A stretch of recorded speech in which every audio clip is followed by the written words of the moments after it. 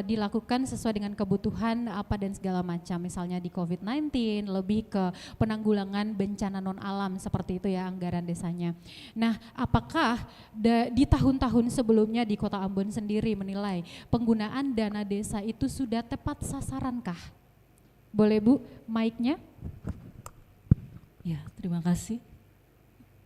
Bapak Ibu yang saya hormati, Assalamualaikum warahmatullahi wabarakatuh. Salam sejahtera bagi kita sekalian, Shalom, Om Swastiastu, Namo Buddhaya, salam kebajikan. Tabeya. Saya menyapa dulu yang terhormat Bapak Wakil Menteri Desa Pembangunan Daerah Tertinggal dan Transmigrasi Republik Indonesia, yang saya hormati Bapak Budi Ari Setiadi, Bapak Wakil Kepala Kejaksaan Tinggi, Pak Andi Dharmawangsa, SHMH, Bapak Ibu dari Tribun News, peserta dialog desa yang juga sangat saya hormati. Mungkin saya langsung menjawab. Kalau ditanyakan apakah dana desa itu tepat sasaran, maka jawaban saya saat ini adalah tepat sasaran. Kenapa saya katakan demikian? Karena penggunaan dana desa itu mengacu dari ketentuan peraturan perundangan. Dalam hal ini prioritas dana desa setiap tahunnya kita mengacu dari Peraturan Menteri Desa PDTT yang dikeluarkan sebagai amanat yang harus diikuti oleh seluruh desa di Indonesia. Peruntukannya seperti apa, persentasenya seperti apa. Maka kalau mengacu dari peraturan perundangan, maka Kota Ambon mengikuti peraturan perundangan yang diamanatkan oleh pemerintah. Di atasnya dalam hal ini Kementerian Desa untuk penggunaan dana desa. Di Kota Ambon sendiri kita punya 20 kelurahan ya Ibu ya dan 30 desa, yakni rata-rata ada 50 di Kota Ambon. Bagaimana pemerintah Kota Ambon melakukan monitoring dan evaluasi untuk meyakinkan bahwa penggunaan anggaran atau dana desa itu sudah tepat sasaran? Ya, kalau terkait dengan monitoring pasti kami akan berawal dari APBDes yang ditetapkan. Karena APBDes itu juga bukan serta-merta dia ada, tetapi lewat mekanisme yang ditentukan. APBDes dihasilkan lewat musyawarah desa dengan melibatkan seluruh pemangku kepentingan yang ada di desa. Kemudian dari musyawarah desa itu akan menghasilkan rencana kerja pemerintah desa, dan di dalam musrenbang desa akan ditetapkan rencana kerja pemerintah desa tahun berikutnya, dan sesudah itu terakhir akan ditetapkan APBDes. Dengan demikian APBDes akan menjadi acuan. Pola yang biasanya kami lakukan adalah biasanya setiap 3 bulan ada evaluasi monitoring yang kami lakukan. Jadi terhadap penyerapan dana yang dilakukan oleh desa akan kami minta realisasinya seperti apa. Dari bahan evaluasi biasanya akan ada catatan-catatan perbaikan, terutama dari sisi administrasi. Mungkin saya berbicara dulu dari sisi administrasi. Misalnya pertanggungjawaban ada kekurangan yang harus dipenuhi oleh desa, maka itu akan kami sampaikan desa untuk dilengkapi. Ataupun kalau ada yang salah dalam pengadministrasian, maka harus dilakukan perbaikan. Selanjutnya ada laporan-laporan yang wajib dibuat oleh desa, misalnya laporan semesteran dan laporan tahunan, itu satu kewajiban yang harus dipenuhi desa. Di samping itu ada juga kewajiban desa untuk memberitahukan kepada publik, dalam hal ini masyarakat desa lewat baliho. Jadi sesudah penetapan APBDes ada ketentuan desa harus menyampaikan kepada masyarakat lewat baliho apa-apa yang menjadi poin-poin untuk pelaksanaan tahun berjalan. Demikian juga sesudah pelaksanaan tahun berjalan ada juga kewajiban desa untuk juga memberitahukan kepada masyarakat desa realisasi terhadap kegiatan-kegiatan yang dilaksanakan berdasarkan APBDes tadi kepada masyarakat. Nah, kami tidak bekerja sendiri. Ada dalam hal ini APIP, Inspektorat Kota Ambon yang bertugas untuk audit. Jadi itu dari sisi yang lain. Jadi kami pemerintah kota dalam hal ini DP3MD maupun Inspektorat maupun sebenarnya ada dinas-dinas terkait lainnya yang punya tanggung jawab untuk melihat bagaimana keberlanjutan dari proses-proses pembangunan di desa. Mungkin jawaban saya sementara demikian. Baik. Berarti bisa disimpulkan bahwa setelah adanya perencanaan, penganggaran dan segala macam berarti dalam pengimplementasiannya dilakukan secara terbuka seperti itu. Saya mengutip tadi ada baliho yang dipasangkan, biasanya kami lewat kalau di desa-desa begitu kan ada gitu ya program desa dan juga anggarannya. Itu diimplementasikan juga di desa-desa yang Bapak Ibu pimpin begitu ya. Baik, oke, kita ke Pak Wakajati Maluku dulu nih, Pak Andi. Peran dari Kejati sendiri ini speknya lebih luas ya untuk Provinsi Maluku, mencakup juga Kota Ambon. Peran dari Kejati di Provinsi Maluku dalam hal ini mengawal implementasi penggunaan dana desa, seperti apa? Terima kasih Pak. Sebelum saya menjawab, saya ingin menyapa juga ke Bapak Wamendes PDTT, Bapak Budi Ari Setiadi, maaf. Kemudian saya menyapa juga Ibu Kadis P3MD, yang menyapa juga Ketua Majelis Latupati, yang saya hormati juga Raja-Raja Negeri, Kepala Desa, dan para Sanirin, serta perwakilan masyarakat negeri dan desa. Berkait dengan peranan kejaksaan terkait dengan dana desa, pimpinan Kejaksaan Agung telah berbagai program-program yang telah dibuat untuk mendampingi dana desa ini, mulai dari ada namanya P3TP4D, ada namanya Jaga Desa, Jaksa Jaga Desa, ada namanya Akur Ayo Kawal Uang Rakyat, ada TP4D yang dulu sekarang sudah diganti menjadi PPS. Semua ini dibuat adalah untuk mengawal bagaimana program pemerintah, lebih khusus dana desa, agar jauh dari penyimpangan. Itu intinya itu. Dan ada juga program Corruption Impact Assessment, artinya kita berkoordinasi dengan pemerintah setempat untuk menyampaikan bahwa telah terjadi penyimpangan ini agar tidak terulang penyimpangan itu. Jadi itu program-program yang dibuat oleh pimpinan Kejaksaan Agung guna mengawal penggunaan dana desa di seluruh Indonesia. Terima kasih, Pak. Baik, dalam pengimplementasiannya seperti Jaksa Jaga Desa, bagus-bagus nih programnya Pak, nama-namanya. Kemudian Kawal Dana Desa, Corruption Impact Assistant. Dalam pengimplementasiannya seperti apa sejauh ini? Jadi semua itu berpulang kepada bagaimana para kepala desa ini bisa menggunakan momen ini untuk kita kawal. Jadi kita kawal mulai dari perencanaan, penganggaran, pertanggungjawaban dan sebagainya, itu semua, dan pengawasannya. Jadi kami harapkan para kepala desa ini untuk tidak segan-segan meminta ke jaksa untuk kita dampingi, karena ini adalah program resmi dari pemerintah dan tidak dipungut bayaran. Jadi ini gratis. Kalau ada jaksa yang minta uang, laporkan ke saya. Tidak. Jadi ini program murni kita dampingi untuk menghindari terjadinya penyimpangan. Karena kita tahu bahwa dana desa ini kan cukup besar.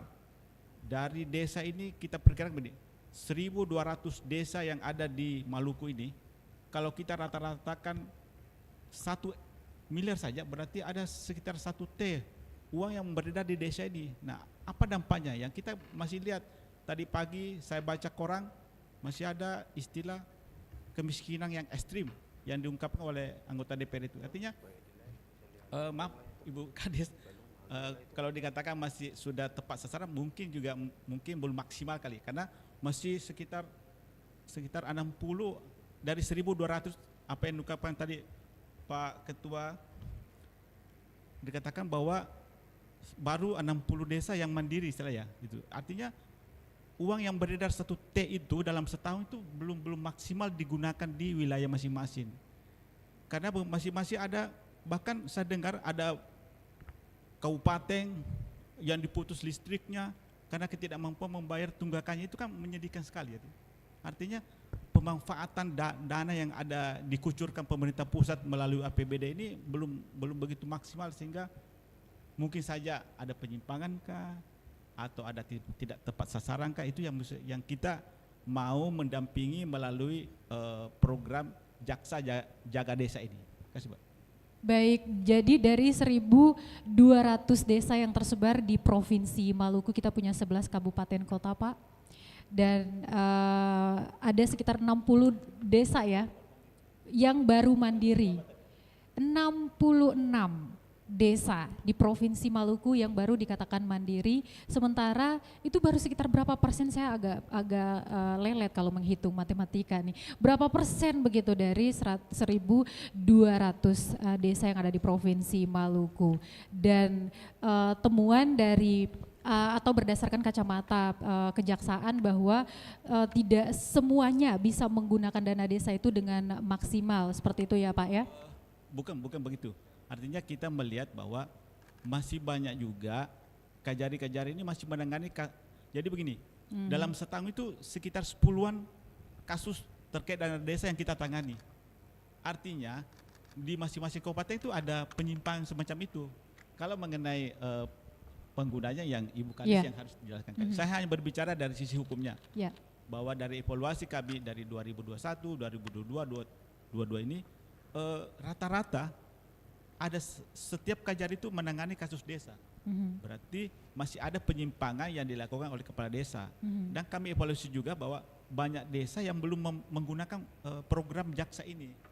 Jaksa jaga desa ini maksudnya. Baik. Untuk pada kesempatan saya mengajak kepada desa-desa untuk menggunakan fasilitas inilah. Ayo kita bergabung, jangan ditakuti jaksa bahwa jaksa itu serem gimana. Kita harus komunikasi yang bagus, bagaimana minta petunjuk, penggunaannya, pengawasannya, artinya lebih banyak berkonsultasi ke Ibu Kadis sama kami ya, supaya menciptakan suatu hasil yang maksimal gitu. Terima kasih Pak. Ya. Artinya bahwa dalam penegakan hukum begitu ya Pak ya, ada kasus-kasus yang masih ditangani terkait dengan penyelewengan atau penyalahgunaan dana desa di 11 kabupaten kota di Provinsi Maluku. Ini namun dari apa yang disampaikan oleh pemerintah Kota Ambon, dalam hal ini Ibu Megi dari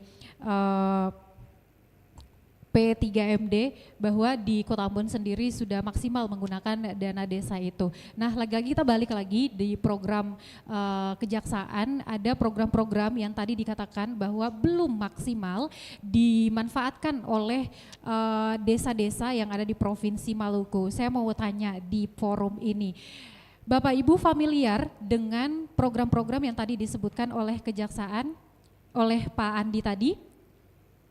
Jaksa jaga desa, familiar? Familiar? Tidak familiar sepertinya. Kawal dana desa, tidak familiar. Corruption Impact Assistant, tidak familiar. Oke, artinya bahwa Bapak Ibu ada program yang dengan sudah diimplementasikan, menunggu nih Bapak Ibu untuk mengetuk pintu kejaksaan untuk sama-sama gandeng tangan, baku ganden begitu Bapak Ibu untuk pengimplementasian dana desa agar terhindar dari penyelewengan atau penyalahgunaan dana desa. Ibu Megi, mungkin ada tanggapannya? Iya, kenapa saya tadi sampaikan pada awal pembicaraan bahwa karena tadi ditanyakan tepat sasaran, saya sampaikan sesuai dengan ketentuan peraturan perundangan, saya rasa Kota Ambon tepat. Karena amanatnya sekian persen, misalnya tahun kemarin 40% maksimal untuk BLT, 8% amanatnya untuk COVID dan sebagainya, itu sudah tidak menyalahi. Sekarang yang perlu juga di dalam implementasi, itu kenapa tadi saya sampaikan ada monitoring evaluasi yang kami lakukan. Ketika kami melihat bahwa secara administrasi pertama tidak sesuai dengan ketentuan yang diamanatkan, maka kami menyampaikan catatan itu untuk diperbaiki. Itu cara kami supaya desa jangan sampai ada penyelewengan yang terjadi. Karena dari sisi administrasi, walaupun orang tidak menggunakan uang secara pribadi, tetapi ketika itu menjadi temuan administrasi itu juga bermasalah sebenarnya. Yang paling penting adalah selalu kami sampaikan kepada semua desa dan negeri yang ada di Kota Ambon, acuannya adalah ketentuan peraturan perundangan. Karena proses yang dilalui juga jelas, bukan hanya perangkat desa sendiri bersama Saniri, tetapi keterlibatan dari semua unsur yang ada di desa itu menjadi satu keharusan. Karena itu musyawarah harus dilakukan. Pendampingan bukan hanya dari kami, tetapi tadi berbicara dari segi pemerintah kota, ada bagian inspektorat untuk juga melakukan pengawasan, ada audit yang dilakukan setiap tahun untuk memastikan bahwa memang penggunaan dana desa itu dipenuhi oleh desa, dan jika pun ada temuan memang ada kewajiban juga yang harus dilakukan oleh desa. Misalnya harus ada pengembalian uang, itu pun dilakukan. Jadi kami menjaga bahwa semua di dalam koridor yang ditentukan. Mungkin penjelasan seperti itu. Terkait dengan monitoring dan evaluasi dalam temuannya, terutama untuk hal-hal administrasi, yang paling menonjol di situ apa tuh? Dulu, saya sampaikan dulu Ibu, Boleh. karena ini kan bercermin dari 2023 ke tahun 2022, misalnya temuannya desa angkat pajak diangkat uangnya tetapi tidak langsung dibayarkan. Misalnya, nanti tunggu 1 tahun baru dibayarkan. Padahal seharusnya ketika kegiatan itu jalan dan ada pajak itu langsung dibayar. Tetapi sudah ada perubahan yang dilakukan, desa juga sekarang sudah begitu kegiatan dilakukan pajaknya diangkat, sesudah kegiatan selesai langsung dibayarkan. Itu salah satu contoh. Yang lain-lain mungkin kelengkapan administrasi, misalnya pertanggungjawaban kegiatan, seperti mungkin yang sederhana simpelnya. Foto kegiatan, daftar hadir, mungkin itu kecil kelihatannya, tetapi itu bisa menjadi temuan ketika itu diaudit. Jadi mungkin hal-hal administrasi seperti itu ya mungkin soal pajak itu yang mungkin perlu untuk penguatan, dan kami berharap memang lewat pendampingan yang dilakukan oleh semua SKPD maupun dalam hal ini yang tadi Pak Kajati sampaikan, mungkin ada pendampingan dari Kejaksaan, desa akan semakin baik untuk melakukan kegiatan terutama untuk penggunaan lewat dana desa di Kota Ambon. Baik, dari program-program kejaksaan tadi, saya rasa hal ini juga ada dalam setiap program yang dicanangkan oleh kejaksaan, karena pengawalannya mulai dari perencanaan Bapak Ibu hingga diimplementasi, yang mana hal-hal yang Bapak Ibu mungkin anggap remeh-temeh, semacam foto kegiatan, apalagi sampai ke pajak, seperti itu ya, itu akan menjadi temuan ketika diaudit. Jadi ini kembali lagi ke pengembangan kapasitas daripada raja ataupun staf yang ada di suatu desa, seperti itu. Baik, dari forum ini saya akan lemparkan ke audiens kami, peserta yang sudah ada di ballroom Hotel Santika Premier Kota Ambon pada sore hari ini. Silakan Bapak Ibu, ya kita akan buka ruang diskusi kali ini. Apa-apa yang perlu Bapak Ibu diskusikan, pertanyaan mungkin terkait dengan program kejaksaan yang barusan tadi tidak familiar sekali oleh Bapak Ibu, ini bisa menjadi ruang baru kepada Bapak Ibu untuk turut mengembangkan kapasitas diri agar terhindar dari penyelewengan atau penyalahgunaan dana desa itu. Jadi bolehkah ada yang mau mengangkat tangan, silahkan Bapak Ibu. Ada yang ingin disampaikan terkait dengan pembicaraan kita? Pertanyaan juga boleh, atau semacam kritikan juga boleh, mungkin ke pemerintah. Oke, silakan, kita punya Pak Kepala Negeri, mohon maaf, Bapak Raja Negeri Rutong. Teman-teman boleh mic-nya, silakan Pak Reza. Ya, pertama-tama mungkin saya rasa kalau saya meneruskan apa yang disampaikan Ibu Megi berbicara tentang tepat sasaran, saya rasa untuk Kota Ambon benar adanya seperti yang tadi disampaikan ya. Jadi proses untuk bagaimana penggunaan daripada dana itu sudah jelas dan dilaksanakan dan fungsi kontrolnya berjalan. Nah, mungkin ada tambahan dari saya sebelum nanti mungkin raja-raja ataupun kepala pemerintahan lain menambahkan.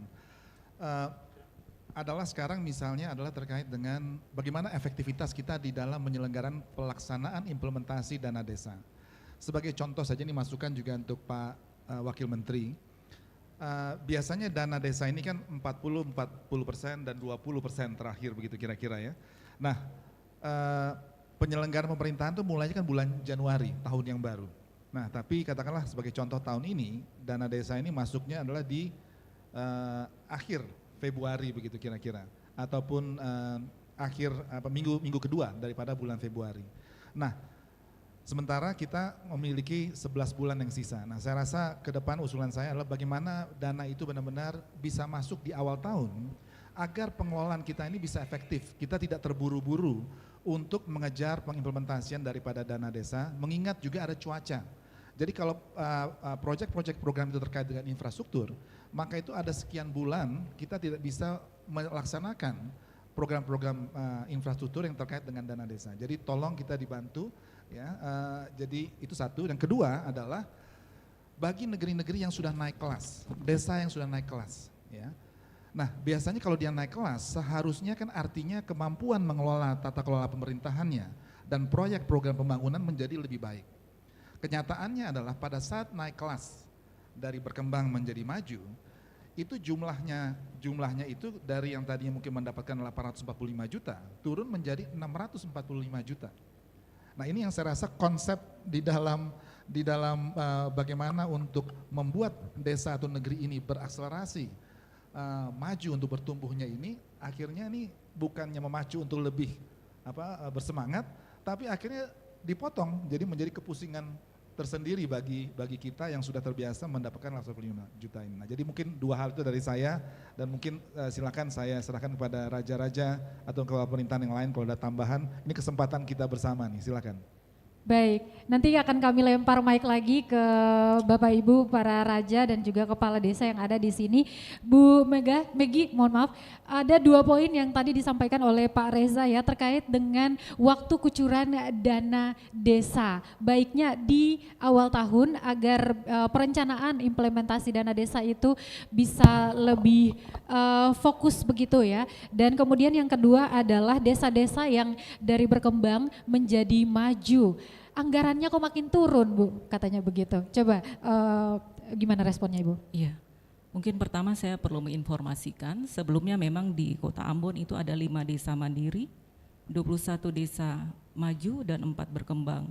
Tetapi tahun 2022 kemarin indeks desa membangun berubah. Jadi di Kota Ambon sekarang hanya ada 15 desa mandiri dan 15 desa maju. Dari sini sebenarnya salah satu indikator efektivitas penggunaan dana desa bagi saya. Jadi ada peningkatan indeks desa membangun di Kota Ambon, berarti bukti bahwa penggunaan dana desa juga bermanfaat dalam bagaimana desa menjadi naik stratanya. Nah, untuk penyaluran dana desa sendiri, untuk desa mandiri hanya dibagi 2 tahap, 60% dan 40%. Untuk maju memang 3 tahap, 40, 40, 20. Bagaimana desa kemudian mendapatkan dana desa ketika dia sudah menetapkan APBDes. Untuk tahun ini kami memang mendorong untuk perencanaan 2022 untuk kegiatan 2023, semua desa kami kalau boleh dalam tanda kutip kami wajibkan untuk bisa menetapkan APBDes paling lambat 31 Desember dengan asumsi bahwa Januari itu kegiatan sudah harus jalan karena tahun anggaran itu 1 Januari sampai 31 Desember dan berarti harusnya dana desa bisa disalurkan. Tetapi mungkin saya sedikit meralat bahwa memang dalam hal ini di Kementerian Keuangan Bapak Raja. Jadi kalau untuk prioritas Kementerian Desa, tapi untuk penyaluran dana desa sendiri itu di Kementerian Keuangan, dan keterlambatan sendiri bukan dari desa sebenarnya memang, tetapi keterlambatan, mohon maaf saya harus menyampaikan. Boleh, karena di DIPA itu dia baru masuk tanggal berapa kemarin Pak Juan? 27 Februari. Jadi kelengkapan berkas itu sudah selesai semuanya Ibu, Bapak Ibu, Pak Wakajati, tetapi karena menunggu DIPA di ONSPAP itu muncul, maka begitu DIPA muncul di ONSPAP maka segera kami proses untuk seluruh desa di Kota Ambon bisa menyalurkan dana desa. Jadi mungkin keterlambatannya di situ. Jadi sifatnya teknis sebenarnya. Sifatnya teknis ya. Oke, saya mau mengecek dulu Bapak Ibu, dana desa 2023 sudah cair? Yang keras sudah. Sudah ya. Oke.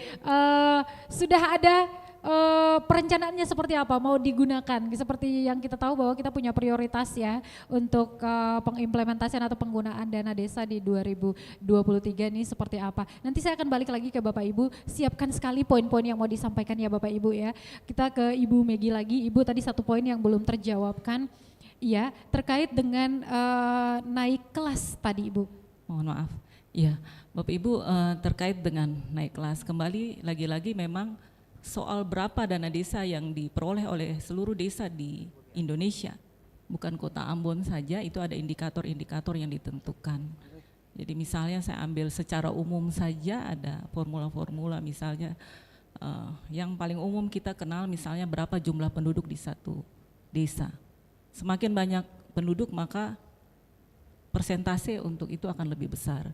Kemudian jumlah penduduk miskin di satu desa, luas wilayah dari satu desa, tingkat kesulitan geografis, itu paling tidak ada 4 hal dasar, di samping misalnya ada alokasi afirmasi. Misalnya alokasi afirmasi ini memang tidak diperoleh oleh Kota Ambon karena di kita hanya ada maju dan mandiri, sedangkan itu diberikan kepada desa tertinggal. Nah, di samping ada lagi yang lain, mungkin secara teknis saya tidak menjelaskan terlalu banyak, tetapi kembali satu lagi sebenarnya kami pemerintah daerah juga diberikan kesempatan untuk menilai keberadaan desa-desa di Kota Ambon. Katakan dalam hal ini kami sendiri melakukan tugas kami menyampaikan kepada Kementerian Keuangan berdasarkan penilaian kami kinerja dari desa di Kota Ambon, itu kami sampaikan supaya itu juga menjadi berpengaruh terhadap berapa jumlah dana desa. Tapi mohon maaf lagi-lagi untuk terakhir itu vonisnya ada di pemerintah pusat, dalam hal ini Kementerian Keuangan dengan memakai asumsi-asumsi yang tadi saya sampaikan.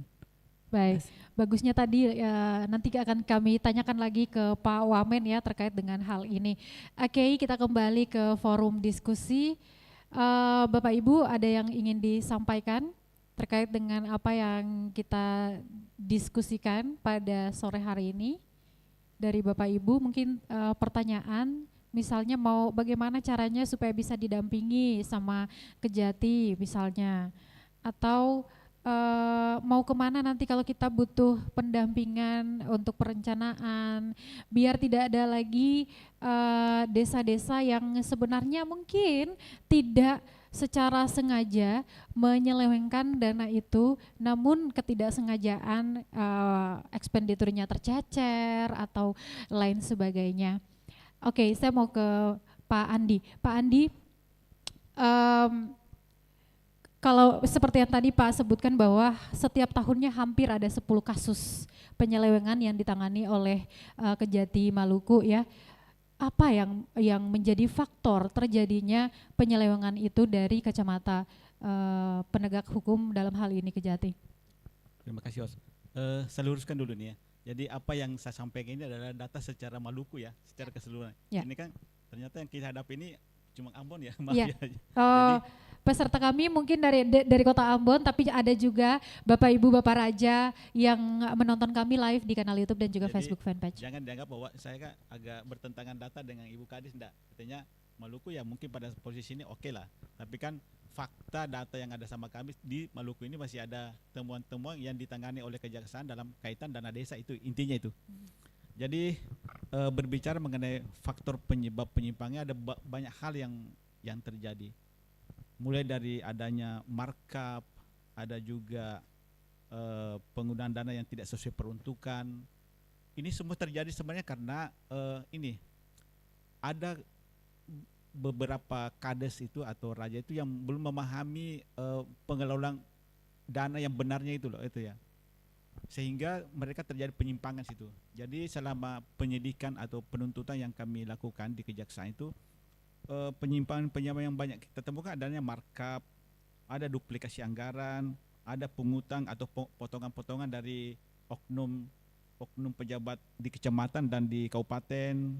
Ada juga kegiatan-kegiatan fiktif yang kita temukan itu, yang untuk di wilayah Maluku ya. Saya tidak berbicara Ambon aja nih, itu secara kewilayahan ini. Jadi umumnya mereka itu apa ya, dalam membuat pertanggungjawaban itu yang tidak sesuai ketentuan yang ada, sehingga yang berakibat ada kerugian sehingga larilah ke korupsi. Artinya ada pertanggungjawaban yang tidak sesuai, ada yang mengakibatkan kerugian sehingga kita tangani. Dan itu pun timbul karena ada laporan dari masyarakat sebenarnya. Masyarakat desa itu sendiri yang melapor. Jadi kita tindak lanjuti, kita lakukan penyelidikan, ada fakta hukum, kita tingkatkan ke penyidikan, kita ambil keterangan saksi, lakukan upaya hukum, kita sampai ke pengadilan untuk dilakukan penuntutan. Tapi begini, saya sampaikan juga kepada masyarakat bahwa apa yang dilaporkan itu tidak semua benar itu. Terkadang ada laporannya bla-bla menurut dia benar, tapi setelah kita lakukan penyidikan ternyata tidak benar. Ada bukan merupakan penyimpangan sebenarnya. Jadi jangan juga kecewa ketika melapor bahwa oh ini kan jaksa tidak menindaklanjuti. Kita sudah tindak lanjuti dengan meminta keterangan, ternyata fakta-fakta yang dilaporkan itu terkadang tidak sesuai dengan fakta sebenarnya di lapangan. Jadi harapan kami kepada yang melaporkan itu jangan konotasi tanda kutip bahwa wah Pak Jaksa lagi main dan sebagainya. Tidak, artinya kita melakukan secara profesional, memang belum ditemukan ada penyimpangan. Terima kasih, Pak. Baik. Ya, jadi ini juga bisa menjadi pembelajaran juga ya buat desa-desa termasuk yang ada di Kota Ambon agar terhindar dari penyelewengan atau penyalahgunaan dana desa tadi agar tidak terjadi temuan juga ya begitu ya Pak ya. Oke, Bapak Ibu masih punya kesempatan yang ingin bergabung ya, silahkan mic-nya angkat tangan aja apa-apa yang perlu disampaikan. Baik, kita punya satu Bapak Raja atau Kepala Desa ini boleh perkenalan dulu ya boleh kita punya dua. Oke, mulai dari yang paling tengah dulu Pak, silakan perkenalkan nama dan jabatannya. Silakan.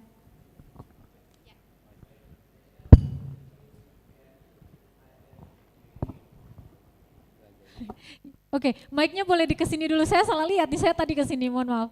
Mic-nya dulu, oke.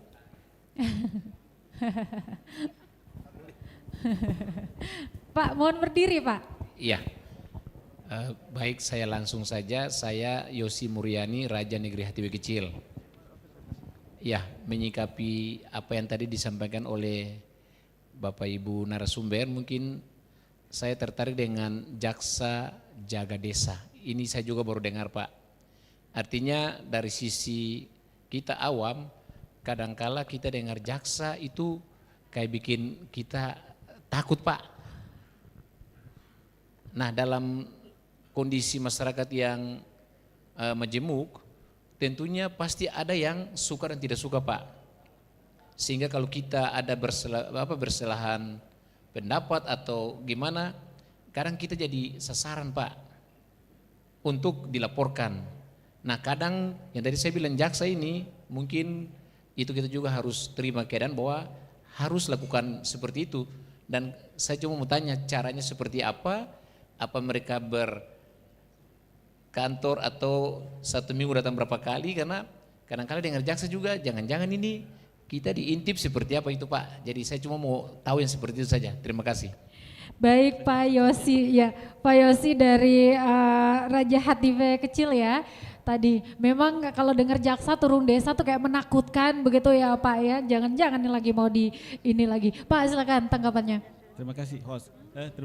Terima kasih Pak Yose. Jadi begini, mengenai jaksa jaga desa ini prosedurnya itu Bapak harus menyurat ke kami agar kami didampingi dalam pengelolaan dana desa di desa ini ya. Itu nanti Bapak menyurat. Nanti di situ kami akan melihat program Bapak apa, ya kita beri masukan. Masukan apa? Oh, ini Pak yang harus Bapak lakukan ini. Oh, jadi lebih kepada Bapak konsultasi ke kami sebenarnya itu. Ya, konsultasi. Tapi jangan Bapak langsung merasa, "Wih, jaksa kan serem." Jangan juga, enggak juga. Jaksa itu humanis sekarang Pak, humanis. Jadi Bapak lebih banyak berkoordinasi kami, lama-lama Bapak juga tidak gambaran seremnya nanti hilang juga nantinya. Jadi saya harapkan juga Kepala Ibu Kadis, mungkin nanti kades-kades yang lain ini meskipun dalam tataran ini tidak ditemukan penyimpangan karena tepat sasaran dan sebagainya, tapi harapan kami tetap Pak Kades ini tetap meminta bantuan untuk kami lakukan pendampingan. Karena kan kami akan mendampingi dari awal sampai pengawasan, dari awal sampai akhirnya nanti kita awasi. Nah Sehingga nanti kalaupun ada laporan, nanti kita akan jelaskan kepada yang bersangkutan, umpamanya Bapak dilaporin karena tadi ada ketidaksesuaian dengan pihak yang sebelah, umpamanya Bapak dilaporin, nanti kita jelaskan ke beliau bahwa oh yang kamu laporkan itu tidak benar karena ini pertanggungjawabannya bla bla bla, itulah yang. Jadi ini juga suatu program untuk menghindari adanya tadi itu laporan-laporan dari pihak-pihak sebelah yang tidak sesuai dengan Bapak itu. Jadi dengan adanya Bapak kita dampingi, nanti kita jelaskan kepada yang bersangkutan. Jadi tidak langsung kita langsungkan mencari kesalahan Bapak, tidak. Justru kami ini akan memberikan solusi terhadap permasalahan yang Bapak temui gitu loh. Makasih Pak. Baik, oh ada timbal balik lagi, satu silakan Pak. Artinya gini, saya juga setuju.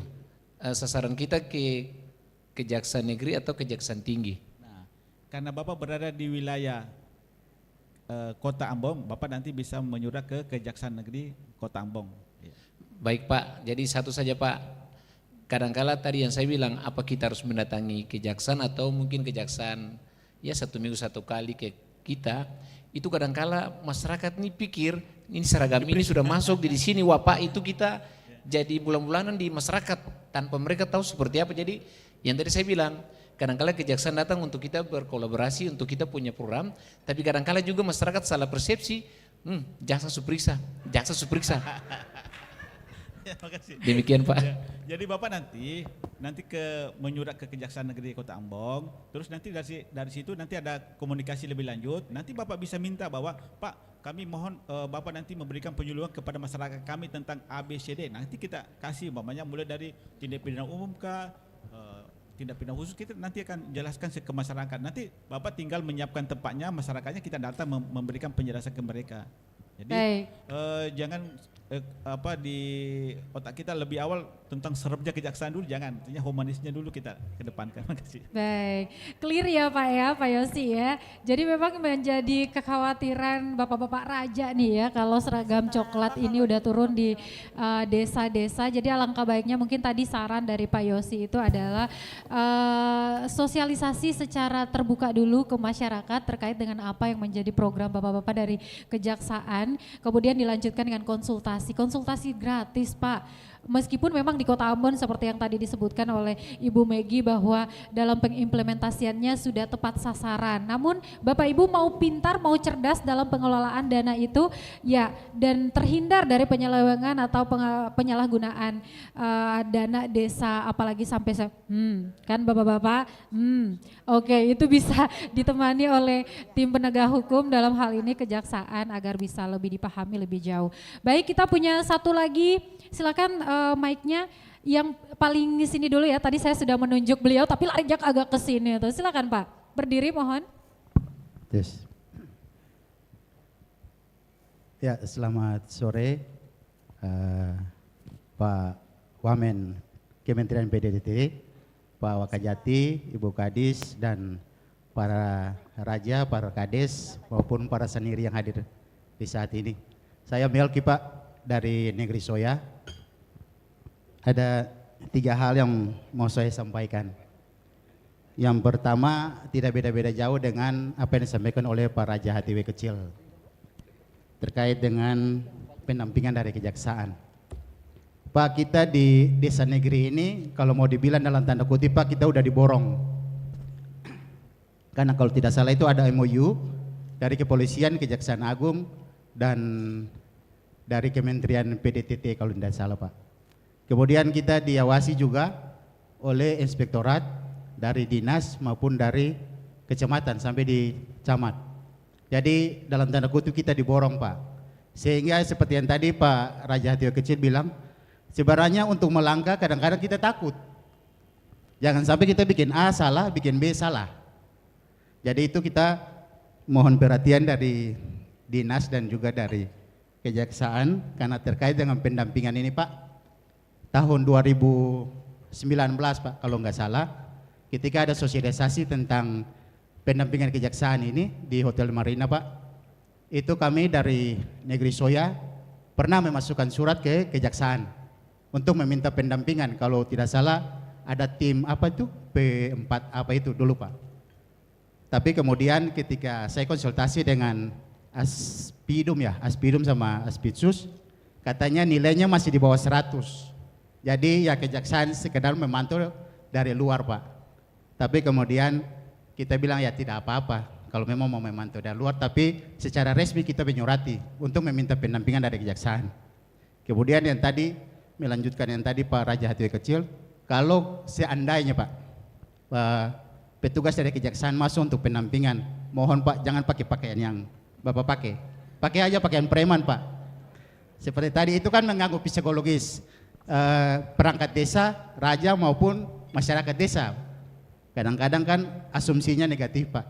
Itu yang pertama. Yang kedua Pak, terkait dengan ada biasanya laporan dari masyarakat.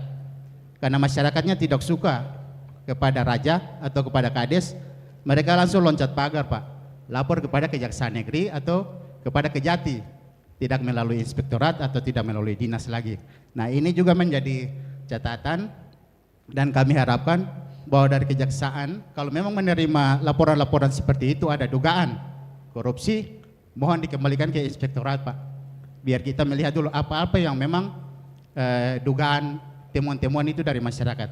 Jangan karena sakit hati dengan raja atau dengan perangkat lalu kemudian lapor asal jadi Pak. Nah itu kan bisa persepsi raja atau persepsi perangkat itu kan tidak baik di mata masyarakat. Apalagi kalau sudah sampai naik di media Pak, itu lebih bahaya lagi. Oke, itu yang kedua Pak. Yang ketiga Pak, yang ringan-ringan aja Pak sama Ibu Kadis. Kita kan punya dana desa ini bagi kita tidak masalah. Tepat waktu udah cair. Tapi yang kadang-kadang kita ditekan sudah kerja tapi ADD-nya belum cair Pak. Belum cair. Jadi kami mohon kalau bisa ketika dana desa sudah cair ADD-nya menyusul jangan lama Bu. Terima kasih. Sekian dan terima kasih. Baik, setidaknya ada 5 poin tadi yang disampaikan ya. 5 apa 6? Oh iya 5 poin yang disampaikan oleh Bapak Raja Negeri Soya ya. Oh sorry, mohon maaf. Sekretaris Negeri Soya, Pak Melki. Baik, kita bahas satu-satu ya Pak.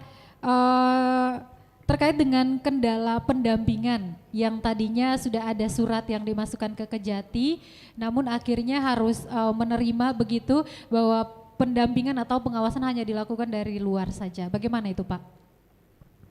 Terima kasih Pak Melki. Jadi begini, saya dulu meralat kalimat Bapak yang menyatakan diborongi ini. Mungkin bukan diborongi lah, artinya kita pemerintah membuat banyak instrumen-instrumen untuk mendampingi dalam pengelolaan sebenarnya. Artinya justru pendampingan ini diharapkan kepala desa itu lebih pede dalam menggunakan dana desanya, bukan takut sebenarnya. Justru kalau ada kendala ada dia tidak ketahui, tanya aja langsung kepada pendamping, Ibu Kadis, Pak Jaksa, apa Pak begini, sehingga Bapak terlindungi dalam bekerja gitu loh. Kalau Bapak sudah berbuat, sudah bertanya, ada salah, Bapak kan sudah konsultasi tadi, artinya ada perlindungan semacam itu. Jadi jangan dianggap diborongi lah, jangan ya. Terus yang kedua masalah pakaian tadi. Ya. Pakaian itu nanti kalau kita turun, memang di kejaksaan itu ada ada namanya datung. Datung itu lebih kepada mendampingi dari sisi keperdataan. Nah nanti dari sisi intel ya mungkin ada juga pakaian-pakaiannya. Tapi ini masukan buat kami, nanti kalau ada warga kejaksaan yang turun ke lapangan untuk melakukan penyuluhan, nanti kita sampaikan supaya tidak memakai pakaian kebesarannya dia. Kemudian laporan warga Pak. Laporan warga. Jadi begini, laporan warga itu tidak semerta-merta kita langsung lakukan. Oh, kamu salah enggak? Semua pihak akan kita panggil dulu. Termasuk inspektorat. Inspektorat lah yang akan melakukan perhitungan nanti. Apakah terhadap dugaan ini ada kerugian? Dia yang akan menentukan itu. Jadi kalau ada laporan, kita akan meminta keterangan dari beberapa orang. Kalau kita yakin bahwa ada penyimpangan dan ada kerugian negara, kita akan naikkan ke penyidikan.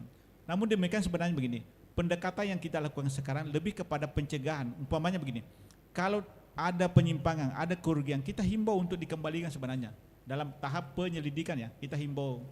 Tapi terkadang memang juga ada penyimpangan yang bersangkutan memang tidak bisa mengembalikan sebenarnya. Karena memang dalam tanda kutip, dia melakukan penyimpangan, dia memperkaya diri sendiri, tapi ya tanda kutip tadi mungkin dia belanjakan bukan menginvestkan. Ada kan juga orang korupsi itu dia beli rumah, beli tanah. Jadi kalau ada penyimpangan kita bisa sita itu. Tapi kebanyakan mereka mungkin tanda kutip tadi itu mungkin mereka lebih kepada konsumtif dia korupsi, pergi berpoya-poya dan sebagainya. Jadi kita menghimbau dia mengembalikan, tidak ada hartanya dia itu loh. Jadi mau tak mau kita harus lanjutkan sebenarnya. Ya karena ada kerugian, ada perbuatan melawan hukum, ada kerugian negara, ya ikulah korupsi itu. Terima kasih. Baik Pak, melanjutkan pertanyaan tentang laporan warga tadi. Lalu bagaimana tahap laporan yang seharusnya kalau ada ditemukan dugaan penyelewengan dana desa itu Pak? Jadi begini, masyarakat itu kalau dia mau melaporkan jangan juga langsung ke aparat hukum. Coba nanti koordinasi dulu sama Pak Kadesnya dulu. Ada yang begini benar enggak? Nah, kalau umpamanya masyarakat yang mau melapor itu tidak mendapat tanggapan, barulah dia masuk ke mungkin Ibu Kadis atau ke inspektorat. Dan terkadang juga masyarakat karena merasa gimana dia langsung ke penegak hukum. Nah, penegak hukum tentu kalau bergerak tentu harus banyak memanggil orangnya. Dampaknya itu yang memang punya dampak sebenarnya, karena memanggil orang kan pasti ketakutan, dipanggil Pak Jaksa, dipanggil ini kan. Nah, jadi harapan saya kepada masyarakat, kalaupun ada dugaan-dugaan penyimpangan yang ditemukan, upayakan dulu koordinasi dengan Pak Kadesnya. Apa benar ini? Kalau tidak mendapat tanggapan, tidak mendapatkan penjelasan yang lebih masuk akal, ya bisa dilaporkan ke inspektorat. Kalau tidak inspektorat, ya ke penegak hukum lah, supaya kita lebih menindaklanjuti. Terima kasih. Baik, itu sudah dicerahkan ya sama Pak Wakajati Maluku Tribuners. Jadi di setiap daerah yang ada di 11 kabupaten kota di Provinsi Maluku, jika ditemukan adanya dugaan penyelewengan atau penyalahgunaan dana desa, itu mengikuti tahap-tahap yang tadi sudah disebutkan oleh Pak Andi. Ya, ini juga sebuah langkah yang aktif bagi masyarakat sadar tentang tindakan korupsi, begitu ya Pak ya. Oke, kita ke Ibu Megi. Ibu silakan menanggapi salah satu poin yang tadi disampaikan oleh Pak Melki terkait dengan ADD yang belum cair itu. Iya, saya bagian dari pemerintah kota. Yang saya mau sampaikan adalah tugas kami di dinas itu selalu mendorong desa dan negeri, apa-apa yang menjadi kewajiban itu dipenuhi, itu pertama. Misalnya soal penetapan APBDes yang tepat waktu. Ya kalau dana desa tidak masalah kayaknya. Sepanjang desa bisa memenuhi ketentuan untuk penyaluran tahapan berikutnya, malah kami sering kejar-kejar kalau desa belum memenuhi, kami yang kejar tiap hari.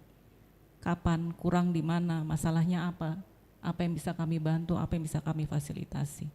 Nah menyangkut ADD, memang ini juga bagian dari salah satu pendapatan desa, di samping ada pendapatan-pendapatan asli desa misalnya, bagi hasil pajak misalnya, dan ADD adalah satu bagian dari pendapatan desa, di mana amanatnya semua sudah tahu bahwa ada ketentuan minimal 10% dan sebagainya, dan tugas kami adalah berkoordinasi, Ibu.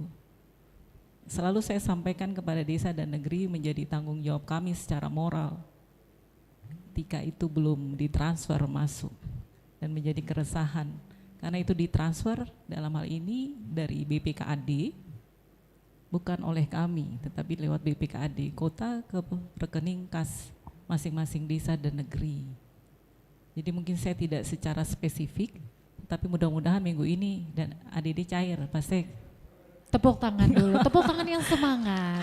Oke. Karena kami sudah mengkoordinasikan dan juga sudah ada perintah langsung dari Bapak Pejabat Wali Kota Ambon untuk, ya, orang Ambon bilang Tuhan saya minggu ini cair, begitu. Mungkin singkatnya begitu. Baik. Ya. Terima kasih. Oke, ada yang mau ditambahkan silakan Saya Pak. tambahkan tadi ada ketinggalan. Pak Melki tadi mengenai laporan permintaan pendampingan yang dikatakan bahwa karena di bawah 100, apa istilahnya tadi, dipantau dari luar. Dipantau dari luar. Dari luar. Jadi begini, Pak Melki harus menjelaskan kepada Pak Melki lapornya ke Kejati atau ke Kejari? Oh, ke Kejari. Jadi nanti suratnya itu harus Pak Melki harus jelaskan bahwa kami mohon pendampingan terhadap pengelolaan dana desa. Nah, di situ nanti ada dasarnya dia, ada surat edaran Jamdatun. Jadi surat edaran Jamdatun itu meminta kepada jaksa di bidang datun, perdata dan tata usaha negara itu untuk mendampingi dalam pengelolaan dana desa. Ada aturannya di situ. Jadi nanti Kejari akan berdisposisi ke Kasih Datun untuk menindaklanjuti itu. Nah, jadi kalau nanti berhubungan dengan Pak Jaksa harus dijelaskan, saya Pak mau didampingi Pak dalam pengelolaan desa tahun 2023, mohon mempetunjuk. Nah, nanti supaya jelas dia. Terima kasih. Baik, terjawab ya Pak Melki. Baik, oke kita punya satu lagi, silakan. Yang sudah pegang mic boleh ya Pak ya, mohon maaf. Iya Bu, terima kasih. Ya, nama saya Yon Rikapu, Kepala Desa Hunut Durian Pata.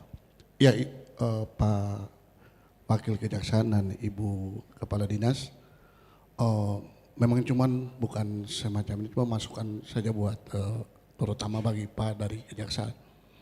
Karena ini hal-hal yang harus kita perlu perhatikan.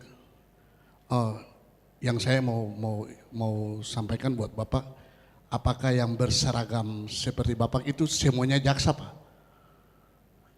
Ya, itu yang pertama. Karena gini Pak, ada orang yang artinya ini pengalaman yang saya pernah alami Pak. Ada orang yang berpakaian seperti Bapak dan memang orangnya kesehariannya di kantor kejaksaan. Itu selalu menakuti saya Pak tentang penggunaan dana desa ini. Makanya yang saya mau tanya, apakah memang yang berpakaian itu semuanya jaksa?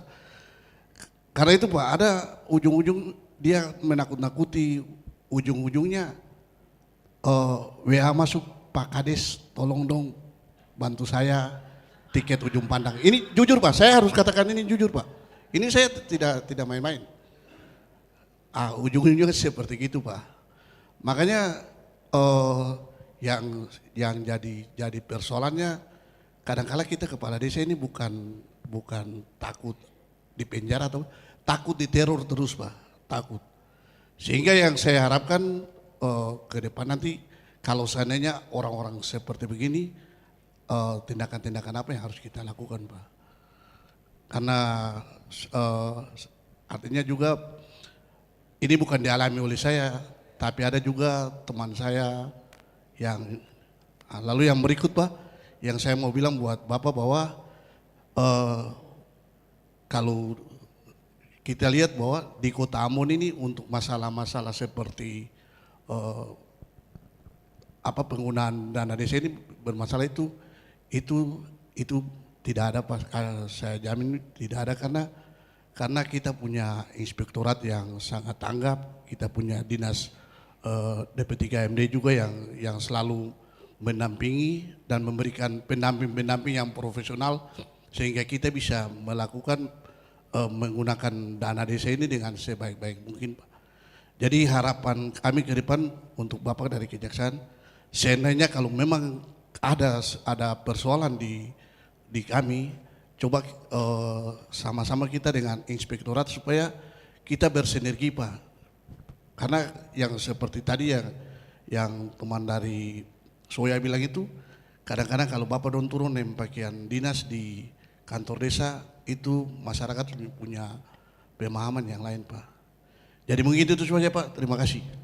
Baik, ini temuan nih. Kami melihatnya sebagai sebuah peristiwa kasus yang terjadi di lapangan bahwa ada oknum yang mengaku sebagai staf kejaksaan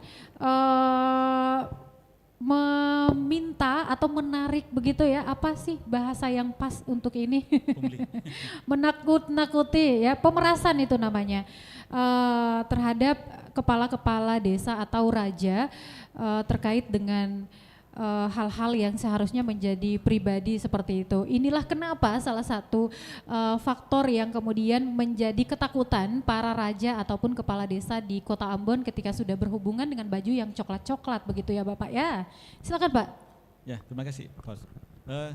Pak Yon, begini, pertanyaan tadi, apakah semua jaksa? Jadi di kejaksaan itu ada dua, ada jaksa, ada tata usaha. Bedanya adalah kalau dia jaksa ada begininya dia. Ada begini ya. Kalau dia tidak pakai begini berarti tata usaha dia. Tata usaha itu adalah pegawai yang membantu administrasinya jaksa gitu. Nah, itu tata usaha itu tidak sidang. Yang sidang itu di jaksa. Ada tanda apa? Apa namanya Pak? tanda kewenangan jaksa. Pokoknya bapak-bapak lihat yang new di sini Ada tuh, ya. itu sudah. Ada pakaian dinas, ada begini berarti jaksa dia. Kalau dia tidak pakai tanda kewenangan ini berarti TU dia. Ya itu. Nah, itulah kami minta tadi, kalau Bapak didampingi oleh jaksa, nanti kalau ada yang minta-minta semacam, langsung Bapak lapor kepada jaksa yang mendampingi itu. Itulah gunanya kita untuk mendampingi, supaya kalau ada mengatasnamakan jaksa minta bantu, jangan dilayani, langsung laporkan ke kami atau ke jaksa yang mendampingi Bapak itu bahwa kok ada minta begini Pak, itu tidak boleh, itu tidak ada itu. Langsung kalau Bapak lebih sering lagi langsung lapor ke saya aja Pak, nanti langsung kita tindak lanjuti. Karena tidak dibenarkan adanya oknum jaksa itu minta-minta semacam itu, tidak ada. Karena mereka sudah dikaji, sudah dikasih tunjangan. Mereka kalau tunjangan jaksa kan besar juga Pak. Jadi kalau menurut saya, kalau mau ditanya cukupnya, pasti manusia tidak pernah akan mengenyangkan cukup. Tapi kalau mau menggunakan secara sadar, irit, pasti cukup lah. Baik, tadi gaji jaksa cukup ya. Besar kecilnya tergantung pemakaian Bapak Ibu.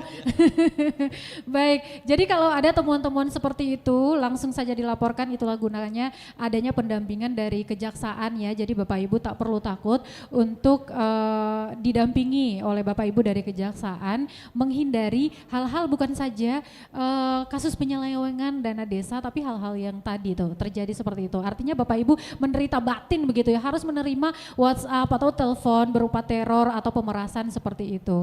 Baik, satu lagi tadi. Saya tambahkan dulu. Jadi mengenai menjual, saya Pak, saya 2 minggu di sini. Pas saya datang semua orang dihubungi atas nama minta uang sama saya, minta uang atas nama saya Pak. Jadi memang kayaknya di sini terlalu gampang dijual nama kali. Jadi sampai dia yang minta uang itu sampai video call, seolah-olah yang minta uang itu adalah saya gitu. Jadi jangan kalau ada permintaan semacam itu jangan diladeni, dipastikan semua dulu. Yang jelas tidak ada dan tidak akan pernah dibenarkan adanya permintaan uang semacam itu, tidak pernah. Karena kalau Bapak ladeni itu pasti Bapak korupsi, karena pasti Bapak mengambil uang dana desa juga gitu loh. Jadi jangan diladeni. Cukup kalau Bapak sampaikan Pak, kalau saya kasih uang berarti saya ambil dana desa, berarti saya korupsi dong Pak. Bapak mau tanggung nggak kalau saya diperiksa? Nah gitu aja, kembalikan ke dia gitu. Makasih, baik, itulah kenapa sesuai peruntukan ya. Jadi Bapak Ibu kalau tidak menyelewengkan dana desa ataupun hal-hal yang mendekati ke hal itu berarti tak perlu takut. Apalagi sampai diteror, tadi sudah ditegaskan bahwa tidak ada praktek-praktek itu yang dilakukan oleh kejaksaan, dalam hal ini Kejati Provinsi Maluku. Jadi kalau ada temuan langsung saja dilaporkan. Manfaatkan program-program yang sudah dicanangkan oleh Kejati Maluku, dalam hal ini pendampingan, agar memudahkan Bapak Ibu dalam hal komunikasi terkait dengan hal ini ya. Oke, terkait dengan bersinergi Pak dengan direktorat misalnya atau penegak hukum. Jadi selama ini kalau kami bekerja pasti ada sinergitasnya, pasti. Misalkan ada data, umpamanya ada pelaporan, kita harus berkoordinasi dengan inspektorat untuk menanyakan apa ada temuan semacam itu nggak di sana. Kalau menyatakan ada Pak, kita bisa minta datanya itu sinergitas kita. Tapi kalau bilang tidak ada, kita minta keterangannya para yang pelapor, tidak bisa dibuktikan, ya kita berhenti gitu loh. Terima kasih. Baik, satu lagi dari kita ke sini dulu ya, yang tadi angkat tangan lebih dulu, silakan Pak, mic-nya, teman-teman.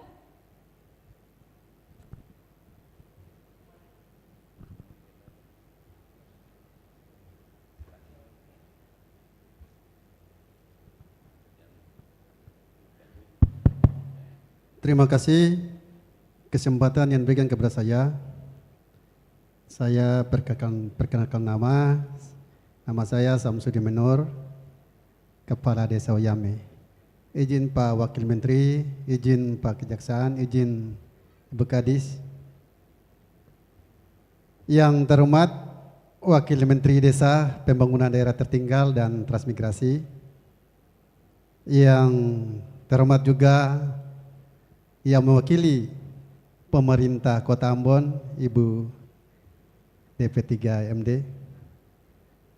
Yang terhormat juga Bapak Wakil Kepala Kejaksaan Tinggi Maluku daerah.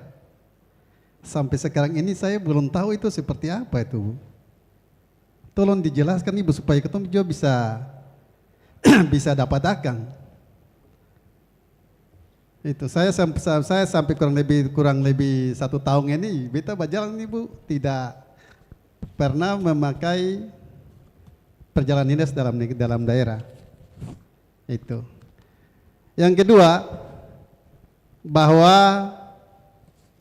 kita ini kan di Kota Ambon ini dibatasi oleh desa dan desa, negeri dan negeri, habis itu desa dan negeri. Tolong pemerintah daerah, Ibu yang mewakili pemerintah daerah, tolong selesaikan tapal batas, Bu.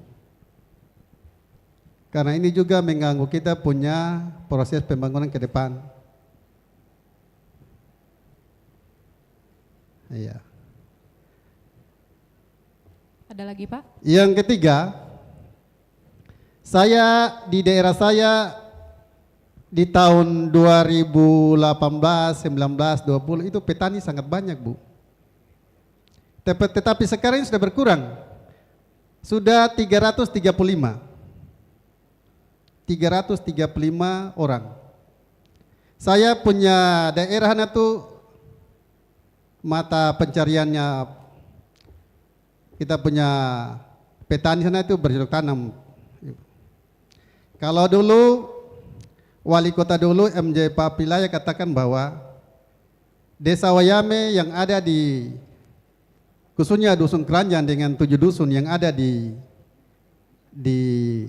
desa Wayame Teluk Ambon itu, Bu, itu merupakan sentra dari dapurnya Kota Madya.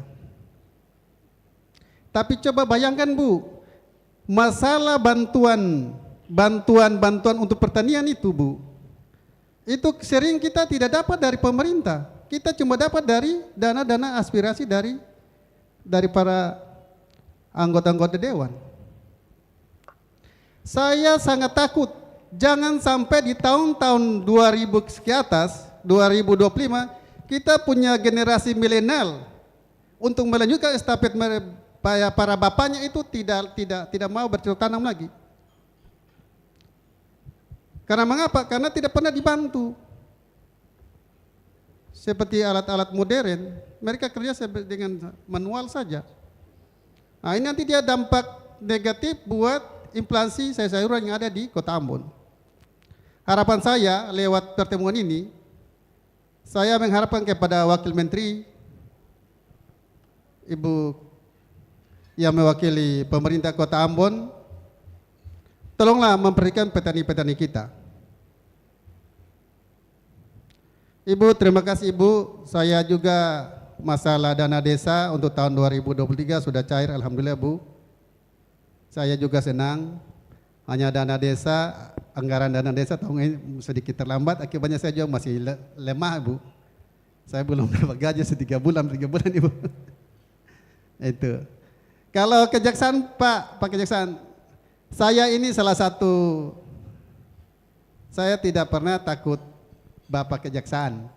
Maaf Pak ya, kalau saya takut selain saya salah.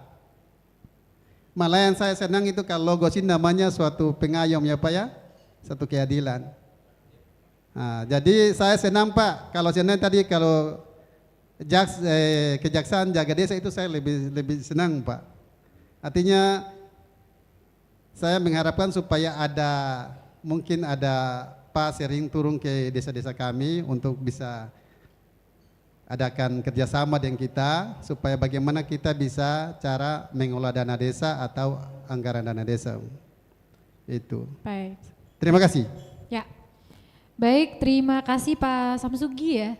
Mohon maaf. Samsudin, Pak Samsudin, Kepala Desa Wayame. Ada sejumlah poin yang disampaikan, terutama kepada pemerintah Kota Ambon. Bu Mega boleh direspon satu persatu? Iya, mungkin langsung saja Pak Kades.